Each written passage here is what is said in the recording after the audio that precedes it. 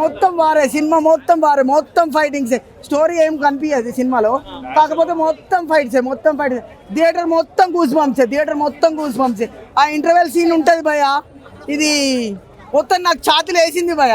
ఇది Telugu, Hindi, English cinema కాదు, English సినిమాకే అమ్మ మొగుడు సినిమా ఇది. నా ఏం నచ్చిందంటే టాలీవుడ్లో ఇలాంటి ఫైటింగ్లు ఎప్పుడు చూపెట్టలేదు, ఇప్పుడు చూపెట్టారు. టాలీవుడ్లో చూపెట్టలేదు, బాలీవుడ్లో చూపెట్టలేదు, ఇంగ్లీష్లో కూడా చూపెట్టలేదు. ఇంగ్లీష్ సినిమాలకే అమ్మ మూడులాగా తీసాడు ఈ సినిమా. సినిమాలో స్టోరీ కనిపించలేదు కానీ సినిమాలో మొత్తం ఫైట్లు కనిపించినాయి. హృతిక్ రోషన్ కట్అవుట్కి ఆ కట్అవుట్ కనిపించదు కానీ హృతిక్ రోషన్ కట్అవుట్ చాలా బాగుంది.